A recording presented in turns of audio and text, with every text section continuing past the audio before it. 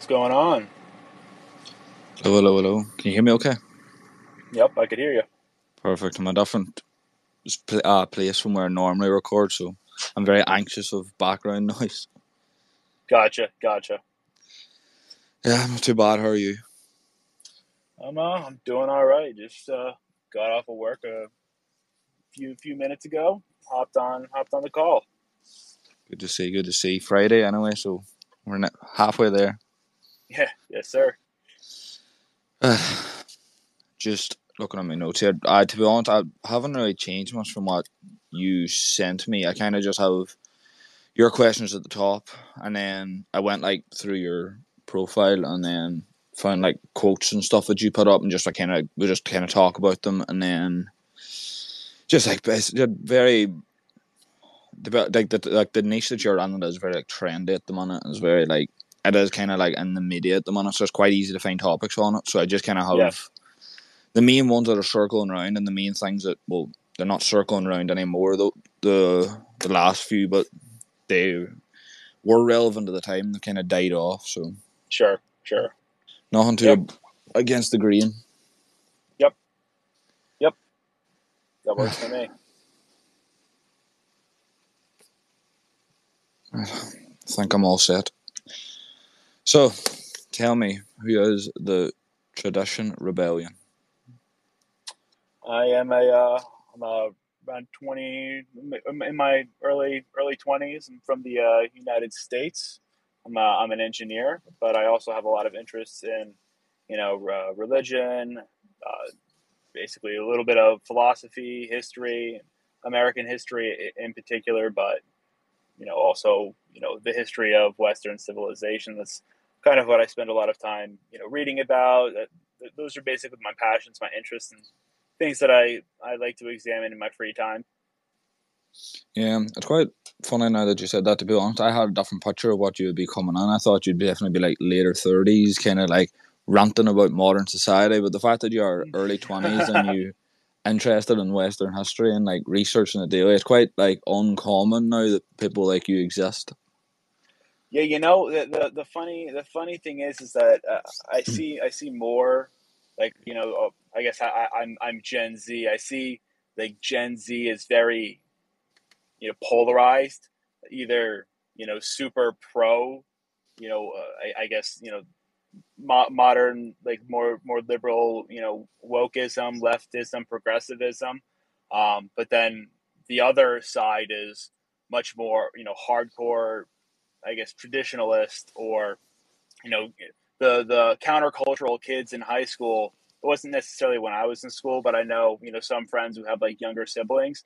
The kids who rebel are the kids who are like, yeah, I'm gonna go to Sunday school. I'm gonna wait until marriage. I'm gonna do X, Y, and Z. Take care of my family, find a good wife. Have a bunch of kids, which is very interesting. It's much more polarized now, and I think that is reflected in the culture that we see. I think Western culture in general, but definitely in the U.S. culture, where you have the Republicans, the Democrats. We really couldn't be further apart, and I see that reflected a lot in Gen Z in particular. Yeah, it is like as you were speaking there, I was kind of thinking like as you're talking about the kind of divide in cultures now. I kind of thinking what it must be like in schools now because I remember like in school whenever I was in school, like I'm only 25, I'm not that far off of school, but I remember whenever I was in school, like the things that we like that were acceptable then, I don't think that you would even be allowed to talk about anymore. Yeah, It's gone so. I don't even know what the word would be. It's flipped on its head so much, and I wonder how it worked with that split because there definitely is like part of the younger generation coming through that they do have those old traits, old habits, but then as you speak about on your page and I spoke about many times in mine, there's that soft era coming through that I don't know how they coexist. yeah. No, I think maybe we're around the same age. And I remember when I was a little bit in like elementary school or middle school, and then maybe to a lesser degree in high school, the biggest thing was the participation trophy. Like everyone gets a participation trophy. And that was like, my parents condemned that. Like, you will never bring homo. We will burn it. Like, we Yeah, will. There is no participation trophy. But we didn't have. It was definitely the start of like that coddling, maybe a little bit before us, but now that coddling and that's like ramped up to an 11 where everybody can do whatever they want.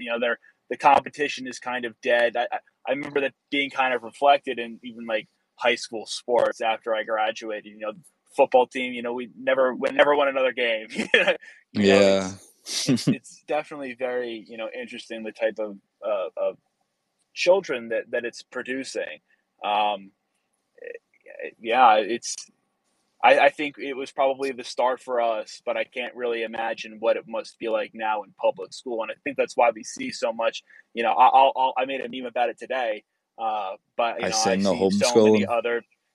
so many other people, memeing about homeschooling, like the art of purpose, or any of those other more traditional accounts. But man, if you're not in like a really, if you don't vet your public school, you have no idea what you're sending your kid into. Like, I'm not from California. I don't think I'd ever want to live in California just because of the amount of craziness that you're putting your kid into. Parents no longer raise the kids; it's the nanny and the school. Yeah, that it's so crazy, just all the different parts of the world. Because even you said in California, and you do know, like, even though I'm from Ireland, you kind of do hear of the hot spots in like America where it does get crazy. Then even think of Yeah, somewhere like Kansas City yesterday at the championship parade, people were shooting open fire on children like that. It's just insanity that it's happening, and I don't know. Like, there could be a million different ways that it could come down to. I'm sure scientists like Andrew Huberman are probably doing studies on it, but it must have something to do with that coddling because, as you said, the big participation trophy saga and stuff. Like, whenever I was going through younger years in sport, we like were basically just told if we were rubbish or not. And I think that now, right, if you came out and done that, it'd probably be considered a hate crime. right. I Yeah, and couldn't you know what? imagine what it would be like. Yeah, and I don't even think you're that's not even like an exaggeration anymore. Like, you used to use that as like a far off, like, hyperbole, or whatever. But like, that might actually happen. We've kind of lost our minds a little bit, and I do think a lot of that. One of the things I was bringing up is how it affects like men in particular.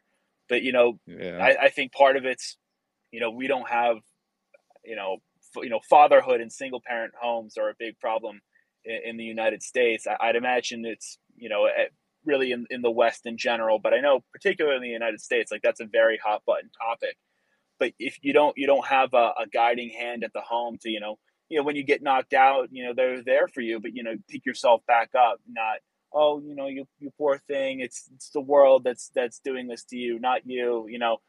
You don't have that stronger hand in the home, and you don't have many of those figures at school, or if you do have a figure in school, that guy's probably going to get canceled at some point and forced to resign.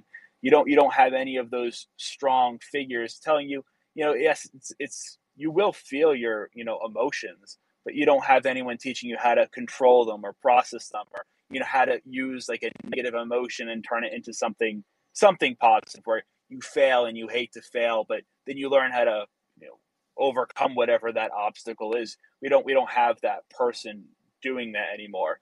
So if you don't have it in the home, you don't have it at school, and you don't see that type of father like figure in the media, or even if you want to go the religious route, you don't have there's people are much more atheistic. They don't have a god, like a holy father figure to help you build your resiliency.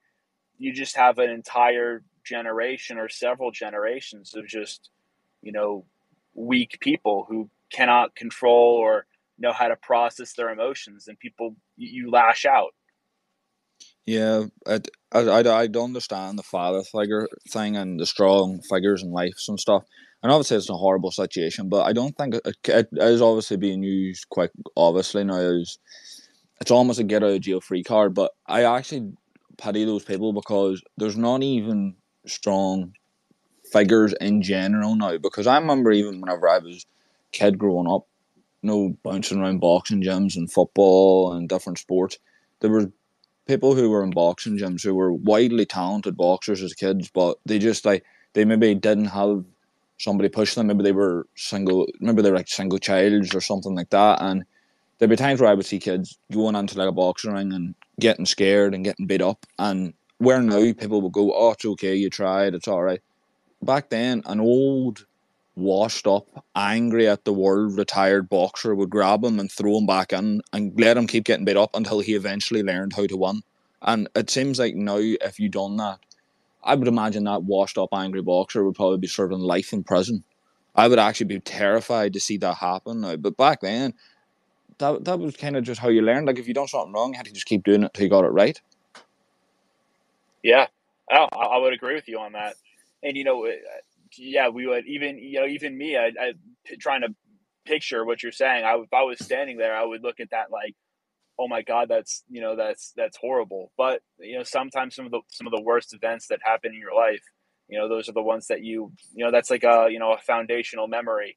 That's something where I never want to feel like if that person that happened to them, I would never want to feel as helpless as I felt back then.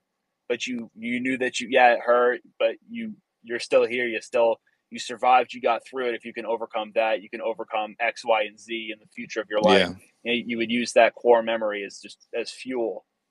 Yeah, I remember seeing a podcast recently. I don't know, I can't remember who it was. It was just, I think it might have been on a queue and it just skipped forward as I was doing something. But there was somebody talking to an old athlete, and they were saying, "What's the difference between field and great?" And they were saying, and the other guy turned around and said that the line is so small. It's like, as you said, that doing things like I described, it would create a core memory where I don't ever want to feel like that again.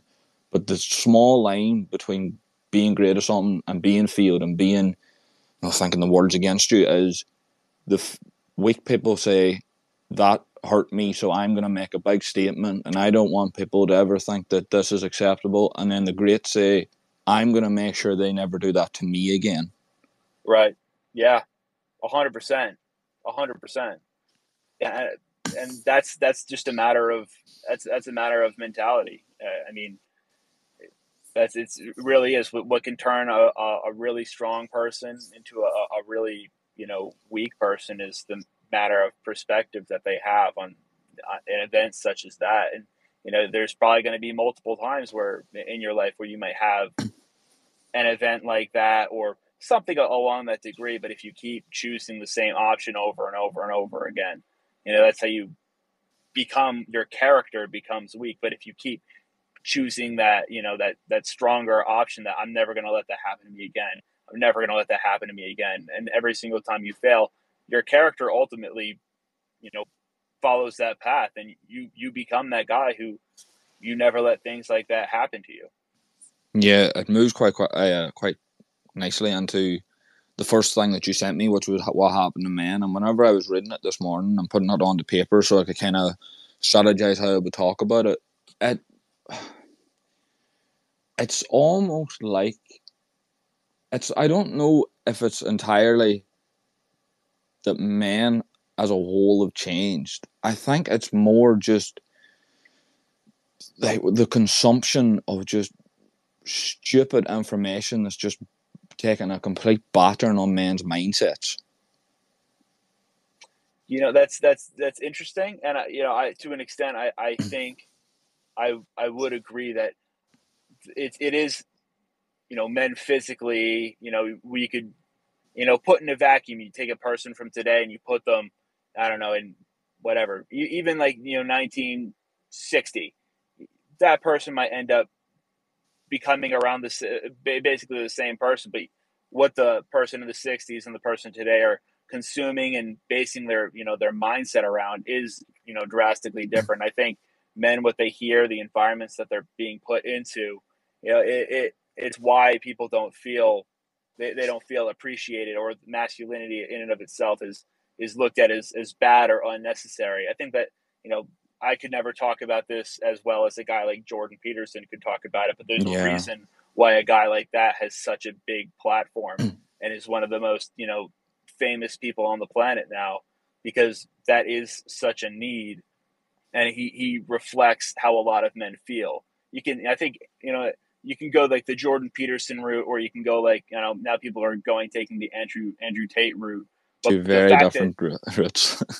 right, but built on the same problem, and Yeah, they are definitely different. I do think one is probably better than the other, but I think Andrew Tate at one point, and he, I haven't personally watched much of his content. I know who he is, and I know what he speaks about.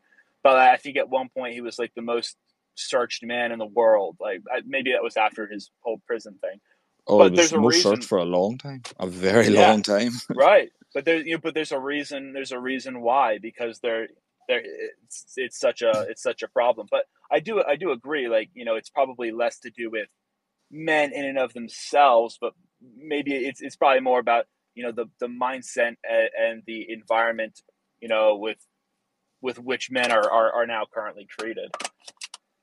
Yeah, how much do you think the rise of like social media is impacting that?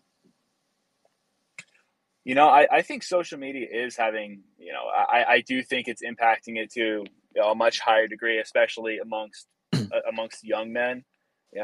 Before now, before we had people like Peterson, or any big figure speaking out against, the detriment of men. I think we saw, like, I think, like, depression rates among men like 18 to 25 was far higher than it's ever been. Some of it is women, but I think the men and women, it goes hand in hand. I think that as men become, you know, more sterilized, or weaker, I think women as a whole, because I believe, the sexes are complementary. When one kind of decreases, or, sort of trails off, or gets more, depressed, or purposeless, or lost in society, the other has to follow suit, and it might not be immediately on the onset of something happening, but now that we have, probably about 10 to 20 years of this type of thing happening, now you see both men and women are feeling much more lost, and more depressed, and especially in that 18 to 25 range, when you're seeing, whatever, you're all sorts of, degeneracy that you're seeing on TikTok, or even if you're just looking at I'm going to be on my phone and not be outside interacting with people, maybe not even taking the content itself into consideration, just the element of having social media, and not having as much physical interaction, or, socializing with people, that has to take a toll on your mental health. Yeah, do you think that the big public figures kind of forcing you that you need to get rich, you need to get this whole, I don't even know if I know the exact phrase, but escaping the matrix or whatever it is. Yeah, yeah, yeah, yeah, This, yeah. you have to break free. Do you think this is it kind of? I know, I 100% know that it's having a big impact on the younger generation. Do you think it's going to impact the next generation coming through even worse? I would think it definitely would. Um, I would think that it would. I think these kids are going to be much more, we were much more tech savvy than our parents, but social media came out, and, I didn't have a phone really until high school. I know many people, had a phone before I did, but not at like 2 or 3. The smartphone was invented when I was still alive, and social Yeah, media shortly after. Vine was big for a while, and, that was the thing in like 2014. And now, Reels and TikTok, but yeah, you still could kind of navigate away from it. I don't think any of that is really, unless you have very strict parents. I don't think that that's escapable for the younger generation. You're going to have a smartphone. You're going to have social media. You might even have an Apple Vision Pro at this point, and you're in yeah, VR. And honestly, if I grew up with VR and seeing all this stuff on, I am in like a matrix in and of itself. Now, do I think that, it's, the matrix, and, like, the deep state, and all of that people kind of talk about now? to an extent, maybe that is true in some, bureaucratic aspect. And I definitely think that, the whatever party has more power, has more donors, and you could in the United States, many of the big tech companies are much more left leaning. You can totally see why the Matrix would be looked at as a thing, but I don't necessarily know if that's like the enemy, or you have to. I think that's because someone like some of these red pill guys, they need an enemy. They need some. It's like the Empire in Star Wars. You need some big, overwhelming figure to fight against, and that might be based on some element of truth. But I think it's not as Illuminati esque as some of them make it out to be. Yeah, it's kind of becoming like the followers and the fans of these big figures are almost becoming a cult, and they're fitting into too much. Like, there is information that they do bring out. Like, these people are kind of they are putting like the Matrix and the normal society as the enemy.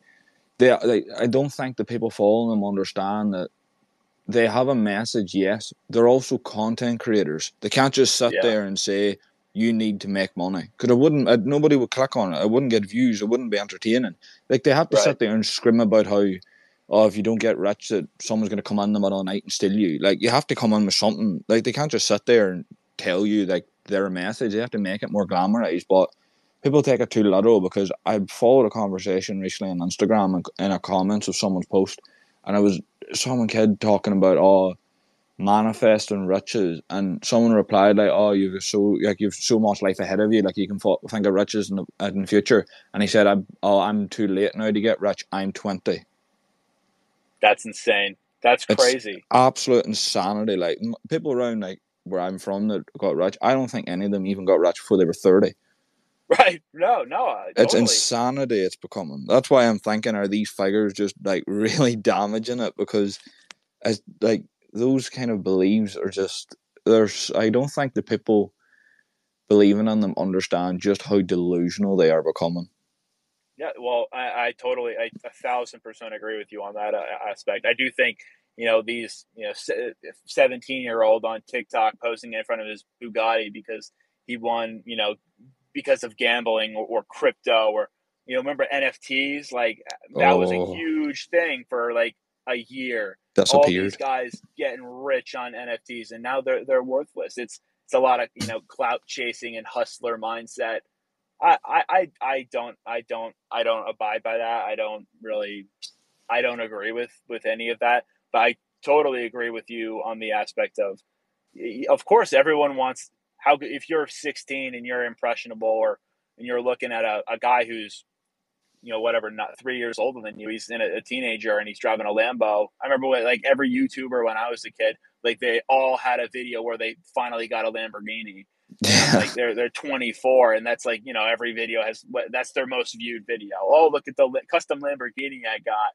You know, I sure they go ahead. I guess they have the freedom to flex it, but I don't think that's what we should all aspire to. Or I'm going to go be a content creator, and I don't think they realized how rare that might be, and it also they might not that might not be their purpose. Like, instead of finding something that they truly want to do and be the best at, now it's like, if I don't have a Lamborghini from selling cryptocurrencies at 18 years old, I'm a loser and my life is over, and no woman will ever want me.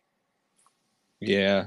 It is that kind of, they're not thinking about what they actually are interested in life. They are just they're seeing money signs and going towards it, because the unfortunate reality of the whole situation is, very soon in university and colleges there's going to be influencer courses. Yeah. It's almost like it's just bound to happen any second. And people do like glamorize an influencer and content creator lifestyle, like, but you don't realize it's very easy for anyone to say I make 10 million a year, but they don't. A lot of them don't. Like, you can very easily rent these supercars and you can stand outside a mansion as you drive to your 9 to 5 job and stop outside and take a photo. Like, it's not hard to do these Yep. things. At the end of the day, it is content creation. It is entertainment. It's for the purpose of making someone feel good or making someone want to click or come back to your videos. It is that aspect of it that people are overlooking and they're not thinking about. But yeah, it's amazing to me how quickly it did fall off. Because like you mentioned earlier, Vine. Whenever I was growing up, Vine was huge, and Vine was just 6 seconds. How funny can you be? There was no need for money. There was no need for showing off. It was just right. This is 6 seconds. Make a video and be as entertaining as you possibly can in those 6 seconds. Yeah, yeah, absolutely. And Vine was blew up then, and then I guess I think musically was never as big, but musically eventually became TikTok. But TikTok Yeah, is it's just extended Vine, but you had that same sort of vibe to it, and now Reels as well. But it is interesting. I do think with what you said about content creation being like a college degree. I think I saw some poll. I don't remember who took it. I just remember that like the most sought after job as in content creator, is content creation. I seen something very similar today, and I couldn't believe what I was looking at. Yeah, well, what's nuts is some of this. You'll see a lot of people on X on any type of platform where they're pushing like how to make a 10 or 6 figure biz doing X, Y, and Z. But it's some 18, 16 year old just tweeting at the world, but they don't have any experience. Like Yeah, you could become a content creator, but you probably need to have experience in the thing that you're creating content around. Other than that, you're being fraudulent. It's yes, content creation and YouTube, and you can learn some things on platforms like X and TikTok and YouTube. There are people who have legitimately started, founded, and created multi-million-dollar, even billion-dollar industries. And it could be tech, it could be sales, it could be writing. I know ghostwriting is a big thing that I see on X. yeah, Um, but you have to actually have done the thing that you are going to be creating content about and coaching people on how to do it. If you haven't done any of those things, all you've done is watch a few videos on YouTube, maybe read a book or two about content. You maybe you can do it, but in my mind, that's much more likely to be fraudulent, and you're going to be wasting everybody's time. And I don't think that's a good look. And I think yes, again, you if you wanted to make it's you can make good money at it, but there are many other things that you can do besides content creation, and not everything has to be entertainment. I mean, I sound like my dad now, but like entertainment used to be the thing that you had a king and you had his court, and you had all the important people in the world and in that kingdom or whatever, and they would bring in the entertainment to lighten the mood, or you go and you watch the show at the Coliseum or the Circus Maximin, or you have the jester sing a song or tell a joke. But that wasn't, you didn't aspire to be the jester. You wanted to be the king or the knight. Or now everybody wants to be the content creator, and we definitely need that. We need content creation and teachers, but that's not what everyone should have to be. You should be trying to do, you know build construction, or be a doctor, or be an engineer. you know those are still growing fields, but the fact that content creation is like the number one thing that most people want to do, it's mind-boggling. It'll be oversaturation. It's too much content, too much consumption, and not enough tangible production. Do you think those traditional jobs of construction and doctors and things like that, do you think they are almost being shadowed with a bad light? I think a lot of traditional jobs, and again, I did it today, about homeschooling, but even college and university, they're such easy things to hate on, right now. Yeah, But I do think there is there is still value in going to college. Just there's not value in every single collegiate degree. But the median outcome, I forget exactly. It's probably around, call it $60,000 maybe out of college, but it's drastically higher than it would be if you hadn't gone to college. And yes, many people take on stupid amounts of debt, and colleges are way too expensive. But a lot of people, they try to, I'm going to take a 4 year degree or a 4 year break, and I'll go find myself instead, and then I'll go to college. But most people, unless they have inherent drive, they don't use those. They don't use those years wisely. They go work at Home Depot stocking shelves or something. No hate to people who do that, but you're not finding. You're not. Most people aren't backpacking Europe and going on a drastic adventure to find what they want to do in their life. They're kind of just wheels in the mud as people go forward. You probably you don't have to go to Notre Dame and spend $76,000 on a college degree that you don't have the money for, and you don't know what you want to do. But if you want, you could go to community college for a few years, and maybe there you spend some time. You don't have to pay a crazy amount of money. You still have a structure around you that tells you, that can help you figure out what that thing is that you want to do, and then you could transfer it into like maybe a college and pursue that major that you want, and then now you have a job in a field that you might have an interest with. And whatever you do, after that, you work a few years, but you can never, that knowledge is with you forever. You are now a valuable person of society who has tangible and useful knowledge in some particular field that you could apply to anything else. Versus, you're sitting at home. A lot of people, they're probably just smoking weed and figuring out what they want to do. But they're not actually making any steps. The driven people in any field will probably succeed more often than the people who are just kind of, some people need structure. Some people need structure, and some people, maybe they can figure it out. But to go back to your that was a little bit of a tangent, but to go back That's to no problem. I love it. your main point. Yeah, I do think some major fields are being a little, definitely neglected. I think some people are very much turned off of wanting to do something like be a doctor because of yes, it's, you'll make a lot of money, but the financial commitment of school is so great.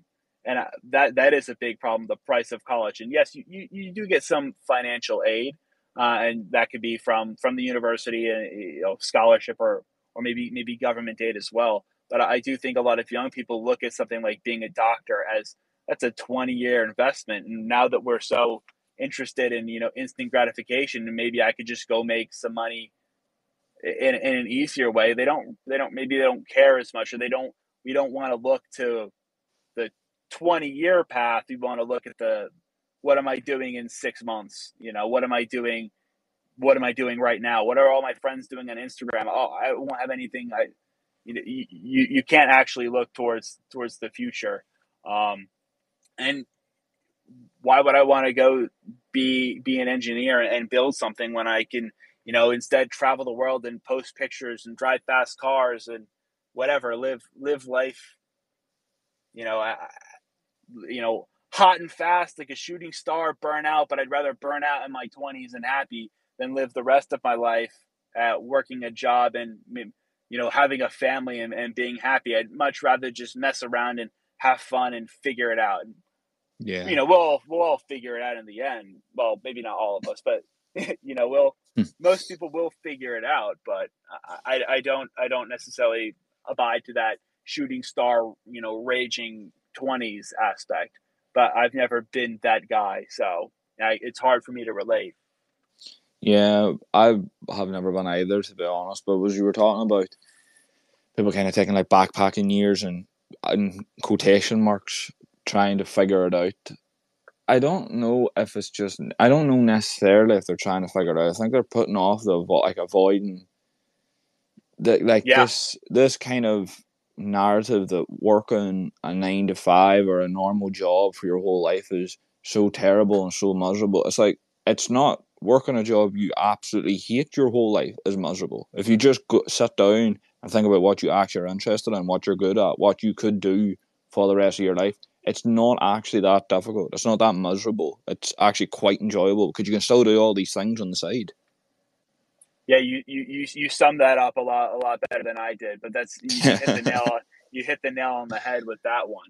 You know, like if you work at SpaceX or like Tesla or really like any job with a company that has a really good mission, Yeah, like that 9 to 5 isn't worthless. You know, it isn't absolutely not. anything to shake your head at. Like, you know, if people, yes, if you get to, if we get to Mars, like, yes, a large part of that is on Elon Musk, you know, doing what he does, but he couldn't do it alone. It takes hundreds of people who do work that 9 to 5. Well, maybe for Elon, it's like 7 to 9, but Yeah, it's about you know, extended. yeah, right. But you know, a job. But they Yeah, have they love that job. They have a purpose. They they're totally they're all in. They're all bought in. You know, not every 9 to 5 is, you know, punching spreadsheets and sending emails. There are some jobs. There's a lot of jobs that are traditional jobs, but they're for a company with a mission that you really believe in. That's why it's so important to find that company. If you're not happy at a company, you can quit and find something that is yeah, totally up your alley. yeah. There's a guy I follow on Twitter, Dylan Lad. It's a shameless plug for him. I will be invoicing him, but he had tweeted a few days ago that and as a quote, oh, I did it all by myself, and then underneath in really small letters, you're forgetting the 100 people that helped you get to where you are, and it's so similar to what you were talking about. Everyone glamorizes, all these companies are so amazing. They've done, Elon Musk has done it all by himself, but they don't realize you could go and help him too. If you are qualified in what he's doing, you can apply to work with him. It's not Yeah, like he's sectioned off, like this is me and no one else is getting a part. Like if you went to him, if you're qualified, you were good enough at your job and said, I want to help you. I don't think someone in a position that is the mission he has in his mind is going to say no. right. No, not at all.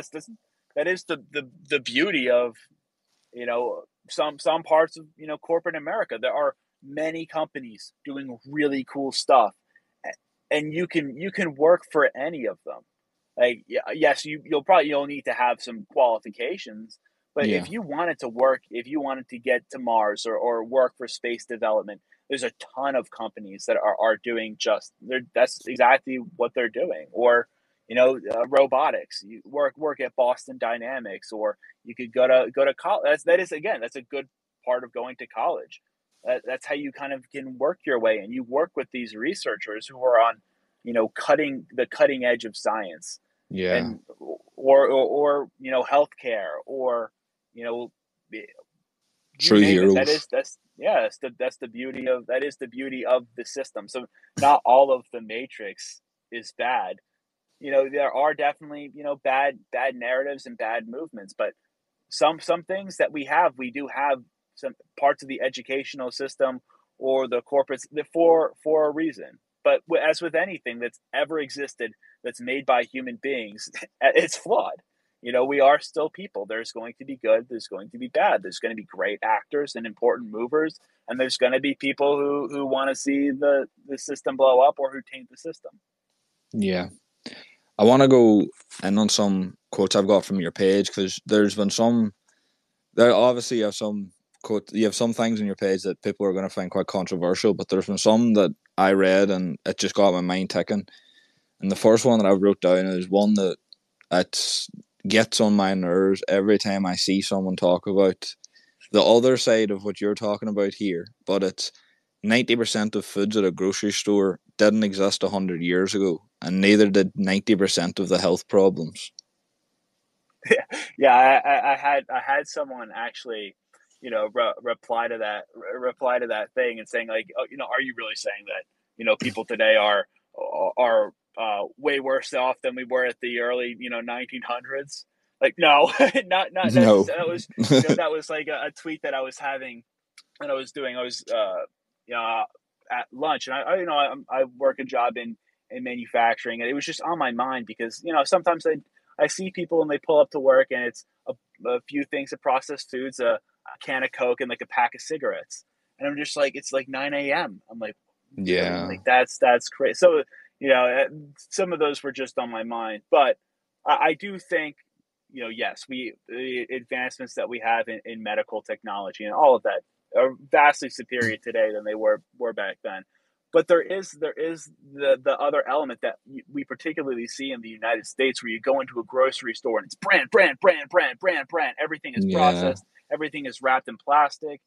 Everything. You could feel, when you're cleaning an apple, like the waxiness on it. And I grew up in a much more rural part of, I mean, obviously we still had supermarkets and stuff, but much more rural part. Like most of the fruit that I had, we would, pick from like apple farms, or you'd go blueberry picking. And, now that I've moved away and I'm on my own, I don't really have access to as much of that as I did. But I'm so much more aware of, there's no, farmers markets. Everything is processed, packaged, and, presented in like a colorful labeling, but with, thousands of like terrible ingredients that, do, and we are saying like cause health problems in America. But obviously, that sometimes it's you pick the reason that we're all 1,000 pounds is solely because of seed oils. Yeah. Maybe it has that's a big thing. And I'm a big like Lane Norton fan, like, because I could totally get wrapped up in like the only thing I can eat is steak now. But like, Yeah. I'll watch a Lane Norton video and I'm like, all right, maybe maybe I took that too seriously. But I do think it's a big, I do think the food that we eat and what's available to us is, I do think it's a problem, but it's not the sole problem. Seed oils might be a part of the problem, but also our sedentary lifestyle, or, it could be a bunch of factors. Yeah, you near brought tears to my eyes when you said about there being no farmers markets anymore. I am so annoyed at the fact that they've just disappeared off the face of the earth, because they were a huge part of my childhood. Yeah, man. I will never forget. Like, for me, it's like the biggest thing is like apples. Like, I remember a feel of like a big, like, kind of grainy but real apple. And if I go and I get one from like a supermarket and it's like waxy and like Never the same. and like glossy, I'm like, oh, I can't eat that. I can't eat that. No, that's amazing. The next one is: men used to be fearless. We must be once again. Hmm. Butchered that, but you got the premise. Yep. Yeah. That. So that we kind of touched on this a little bit when we were talking Yeah, about, masculinity at the beginning. And, although I was talking to a guy who he actually lives on his name is, Rogue Philosophy, and I actually had a conversation with him. He's from the States, but he now lives over in Vietnam, or over in the Far East. But yeah, he's become he lives with a bunch of a nomadic horse tribe. So he's like straight up on like the frontier. And we were yeah, talking about, sometimes when we talk about tradition, we idolize the 50s, but like to him, and honestly a little bit to me now, after talking with him, and I've actually, started reading a little bit more about, the frontier. But like, maybe that was that tradition. So it was. I don't necessarily think, if you want to be a real man, you got to go 1v1 a grizzly bear. And, yeah, those people walked and did what they did so that we could have a more civilized society. yeah. However, I do think we have to embody, like, sort of like what we were talking about previously with, sports, or coaches, where, you know, you have to be, you have to have courage. You have to have a little bit of, I'm going to do this thing, even though I know, it might not go my way. Like, I'm gonna. Ruthlessness. Right, exactly. The obstacle is the way. Sometimes face that fear. You are the culmination of the obstacles that you overcome. Like, that's kind of how I look at it. Where if I keep going and I keep going, if I could choose the safe path and never get any better, or I can climb the really high stairs, and then when I look down, I'm so much further and greater than I was previously. So that's kind of, face the fears, Um, you don't have to be, coddled with everything. You don't have to, again, one, if you want a grizzly bear, but you should appreciate the fact that the same species as me, looked at the wilderness and said, I'm going to dominate that, regardless of who is there. I'm going to hop on this, little wagon and go across the Colorado Rocky Mountains and just go west because I want something different and I want something better. I couldn't imagine someone today, you take a TikTok guy and throw him on a wagon and put him in front of a bunch of native tribes and trying to sustain the winter. I'd It's a love to watch different that breed of live stream. human, right, man. But I would love to that's watch your that. species. That we're only a few generations removed from it. So again, we don't have to do that to be considered worthy, but we should know that we have that same amount of grit inside of us if we choose to actually search for it and reach for it. Nobody has ever said, I wish I spent more time at work. Yeah. Yeah, I think nobody wishes I spent more time with work. Everybody will say, like, I wish I had spent more time with your family, and that's definitely a perspective thing. And me being in my early 20s, and maybe you can relate to this as well. But we, as, like, 20-year-old men, and I've always abided by, I used to think I'm going to sacrifice all of my 20s, and I'm not going to get married or find a wife. I'm from, like, the Northeast part, heavily, New York, Boston, Yeah. influence when I was younger. And I'm like, I will not get married or have kids until I'm 35 and I'm worth $5 million or Yeah. whatever, X number. But, I've totally, the more I've read and the more I've learned and thought about things, like, yes, obviously I still want to be successful, but at the same time, you know that's is that really winning? Well, when I look back and I have sacrificed my 20s, but I'm unmarried, I don't have kids, I'm not really on my way. All I have is I've gone from a plastic chair to a leather one. Is that winning? Is that did I use my 20s wisely? I don't think so. I'm still going to work, as hard as I can and pursue the things that I want to pursue and try to live a life of purpose. But at the same time, you know, I would rather go through my 20s, with, like, a woman that I really care about, and we grow. I think the 20s, I think your 20s are very pivotal. Like, if you can meet someone in your 20s and you can go through, like, that real hard, like, I'm really nobody yet. I don't know what I'm doing or necessarily what I want, but you become, the two of you become, I think, much much stronger by doing that, and you kind of grow together as people, instead of, if I had thought the same way I did when I was 17, I'd be 35 and have my own life. I'd be meeting someone who's whatever 30 and has their own life, and now we're trying to figure out who's going to sacrifice X, Y, and Z. But now, if I would have my person, we've gone through the 20s of both of us, figuring out who we are, what we want, and now when we're 35, we're that much stronger for it. So that's kind of my change in perspective. And then, what do I want, $1 billion into work, 100 hours a week forever and never see my kids, or what is missing that meeting or not doing this thing, is that, instead, and then going to your child's first baseball game and he hits his first home run.